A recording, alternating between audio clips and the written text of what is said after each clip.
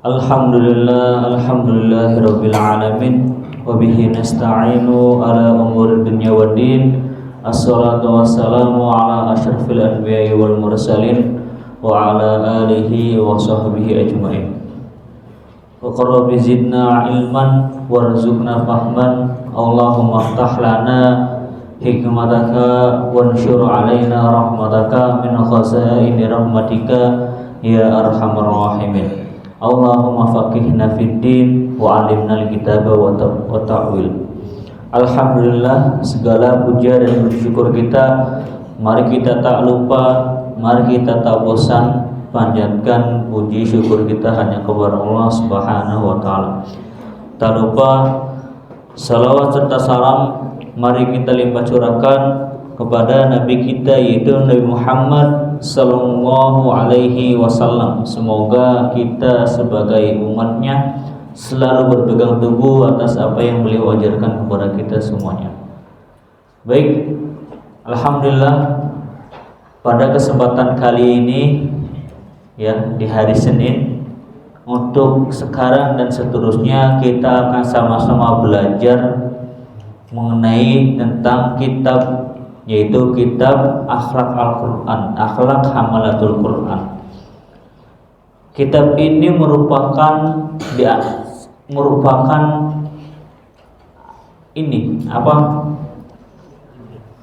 hadis-hadis tentang mengenai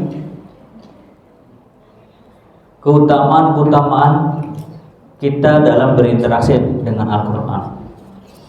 Kitab ini dikarang oleh Imam Abu Bakar Al-Ajurri, sama seperti dengan pengarang kitab Akhlakul Ulama. Di antara kitabnya yang populer itu Akhlakul Ulama dan juga Akhlak Hamalatul Quran.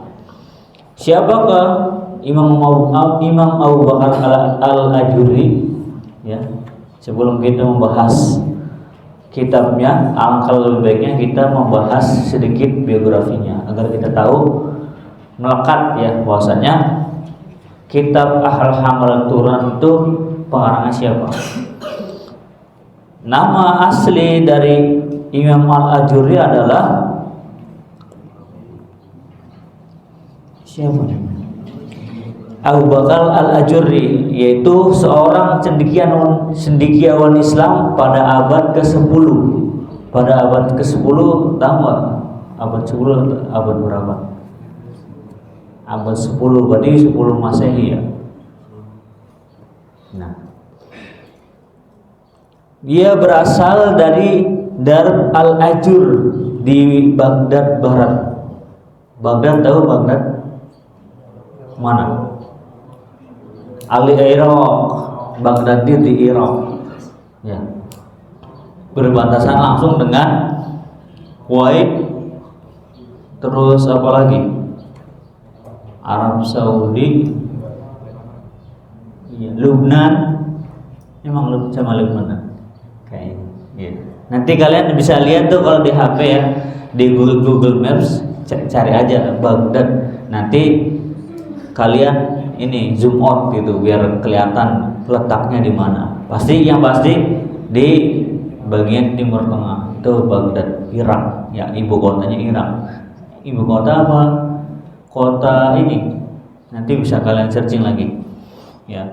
Ia belajar dengan banyak ulama di Irak sebelum pindah ke Makkah. Ya, jadi Imam Al-Ajurri itu tadinya di Baghdad ya. Kemudian beliau pindah ke Makkah untuk apa? Untuk mengajar. Kemudian Imam Al-Ajurri juga menghabiskan waktu 30 tahun terakhir hidupnya di Makkah. Jadi apa ya? Imam Al-Ajurri menghabiskan waktu 30 tahunnya di Makkah walaupun dia aslinya orang Baghdad, orang Irak. Ya. Hingga wafatnya pada tahun 970 Masehi atau 360 Hijriah, itu wafatnya ya. Imam Al-Ajurri dikenal sebagai ulama mazhab Syafi'i. meskipun Ibnu Abi Ya'la menyebutnya sebagai ulama madhab Hambali. Ia belajar dari ulama terkenal seperti Al-Hafiz Abdul Muslim, Ibrahim bin Abdullah bin Muslim Al-Basri, Al-Kajji, dan Abu Bakar Abdullah bin Sulaiman bin Al-As'ad As-Sijistani, putra Imam Abu Daud, pengarang kitab Sunan Abu Daud. Jadi Imam Al-Ajuri juga berguru kepada putranya Imam Abu Daud. Karya-karya yang terkenal dari Imam Al-Ajuri adalah yang pertama kitab Asy-Syariah, sebuah kitab tentang akidah dan manhaj Ahlus Sunnah wal Jamaah. Kemudian kitab Akhlaqul Ulama, kitab tentang etika para ulama. Kemudian kitab Al-Alba'in Hadisan, kitab tentang 40 hadis. Kemudian kitab Akhlaq Hamalatul Quran yang kita kaji sekarang ini, kitab tentang etika pembawa Al-Quran. Dan Tahrim An-Nar was Sitron wal Al-Malahi, kitab tentang larangan bermain catur dan permainan lainnya. Itu diantara kitab-kitab yang populer dikarang oleh Imam Al-Ajuri. Baik, kita akan buka, silakan dibuka halaman 45 ya. Kita akan masuk pada bab pertama dalam kitab ini. Bismillahirrahmanirrahim. Babu fadlu hamalatil Quran. Bab tentang keutamaan hamalah. Hamalah itu apa? Hamalah itu berinteraksi. Berinteraksi itu berarti apa? Bukan hanya sekedar membaca, bukan hanya sekedar menghafal, bukan hanya sekedar tilawah, tetapi apa? Lebih mencakup banyak hal. Ya. Fadlu hamalatil Quran, keutamaan berinteraksi dengan Al-Quran. Bismillahirrahmanirrahim. Haddatsana Abul Abbas Hamid bin Muhammad bin Syu'aib bin Al-Balkhi qala sana Yaqub, diriwayatkan dari Yaqub Ad-Dawraqi, sana Abdurrahman, diriwayatkan juga dari Abdurrahman bin Mahdi an Abdurrahman bin Budai, dari Abdurrahman bin Budai an abihi, dari bapaknya, an Anasin bin Malik, dari Anas bin Malik, qala, bahwasanya dia berkata, qala Rasulullah sallallahu alaihi wasallam, yaitu berkata Rasulullah sallallahu alaihi wasallam, minan nasi lillahi minan nasi ahlun. Allah memiliki keluarga dari manusia. Kila, dikatakan, ditanya, manhum ya Rasulullah, siapa mereka wahai Rasulullah? Qala, Rasulullah menjawab, ahlul Quran hum ahlullah wa khassatuhu. Siapakah yang dimaksud dengan ahlu Allah itu? Yaitu Rasulullah menjawab, ahlul Quran, dia adalah para ahlul Quran dan mereka ahlullah wa khassatuhu, keluarga Allah yang khusus. Jadi apa yang makna yang terkandung dalam hadis ini? Di antaranya adalah bahwasanya orang-orang yang berinteraksi dengan Al-Quran, mereka termasuk bagian dari keluarga Allah. Di mana? Di dunia. Artinya apa? Artinya bahwasanya orang-orang yang berinteraksi dengan Al-Quran itu Allah muliakan. Ya, berinteraksi.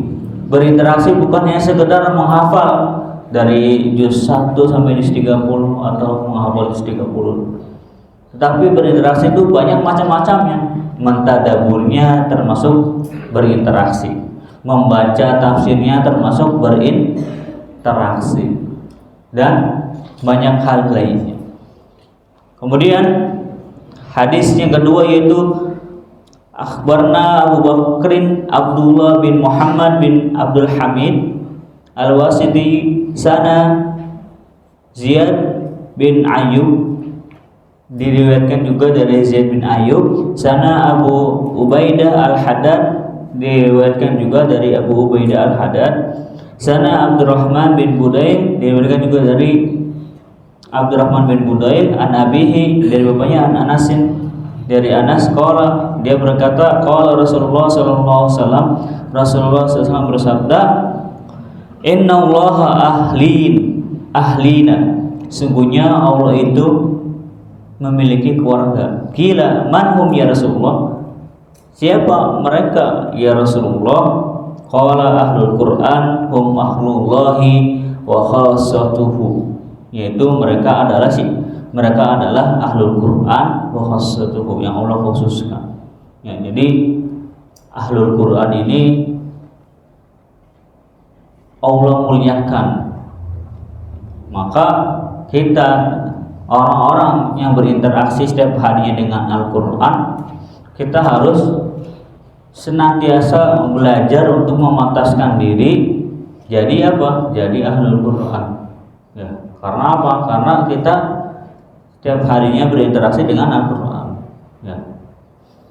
Kemudian hadatsana Abu Ja'far Ahmad bin Yahya al-Halwani, sana Yahya bin Abdul Hamid, diriwayatkan juga dari Yahya bin Abdul Hamid al-Himami, sana Himad bin Shu'aib an Asim an Zirrin an Abdullah bin Amrin anin Nabi sallallahu alaihi wasallam, dari Nabi Muhammad sallallahu alaihi wasallam, qala, beliau bersabda, yuqalu li sahibil Quran, dikatakan bagi orang-orang yang para orang-orang yang berinteraksi dengan Al-Quran, yaumul qiyamati, pada hari kiamat, iqra warqa, bacalah, kemudian warqa fid darajati, naiklah dalam tingkatan, warattal, dan membaca tartillah, kama kunta turattal fid dunya, sebagaimana engkau membaca tartil di dunia. Fa inna manzilataka inda akhiri ayatin kunta taqra'uha, fa inna manzilataka, karena sesungguhnya tempatmu itu, inda akhiri ayatin, akan ada di akhir ayat, kunta taqra'uha, yang engkau baca. Jadi apa? Jadi ini adalah di antara makna hadisnya, yaitu kita harus senantiasa belajar Al-Quran sesuai dengan tajwid. Ya. Benar secara tajwid dan juga enak secara langgam. Artinya apa?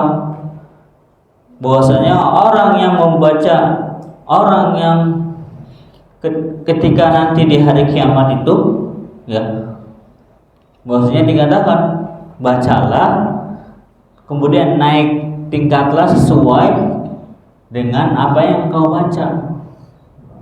Artinya apa? Ini artinya hadisnya gambaran untuk kita senantiasa agar bacaan Al-Qurannya benar. Ya. Karena apa? Bacaan Al-Quran benar itu diantara manfaatnya adalah kita tidak keliru dalam apa? Kita tidak keliru dalam mengartikan Al-Quran. Ya. Kalau kita bacanya salah kan bisa jadi maknanya juga salah. Makanya ada di hadis yang lain juga, orang yang bacaannya terbata-bata akan mendapatkan 2 pahala. Yang pertama pahalanya apa? Pahala membaca Al-Qurannya, dan yang kedua adalah pahala dia bersungguh-sungguh untuk membaca Al-Quran dengan tartil. Ya, oleh karena itu mari kita lancarkan lagi, yang belum lancar lancarkan lagi. Ya, kelas 7 ya, lancarkan lagi tilawahnya. Agar apa? Agar bisa cepat-cepat langsung menghafal ataupun menerjemahkannya. Terus yang kelas-kelas yang lainnya gimana? Kalau belum lancar segera. Karena itu apa? Karena itu diantaranya satu hal yang terlihat di masyarakat. Coba misalkan Ustadz Aldi ini lulusan SMA kan, ketika disuruh imam, maka disitulah kualitas bacaannya akan terlihat. Ya, terkadang kita lupa dulu gitu. Jadi kenapa di kita juga Al-Quran sebagai hal utama, karena diantaranya adalah bagaimana kita akan mengkaji Al-Quran, sedangkan membaca Al-Quran saja masih belum lancar. Baik, mungkin itu saja ya kesimpulan yang dapat kita ambil pada kajian kali ini. Yang pertama yaitu adalah orang-orang yang berinteraksi dengan Al-Quran dengan baik, kemudian dia mengamalkan isi kandungannya dengan semaksimal mungkin, mereka adalah ahlul Quran, ya, ahlullah wa khassatuhu. Mereka adalah orang-orang yang Allah muliakan dengan menganggapnya sebagai keluarga. Kemudian yang kedua yaitu bahwasanya bacaan Al-Quran itu akan mempengaruhi derajat kita ketika nanti kita di surga. Ya, maka kita harus senantiasa berlatih untuk membaca tartil atau untuk senantiasa berinteraksi dengan Al-Quran. Kurang lebihnya seperti itu.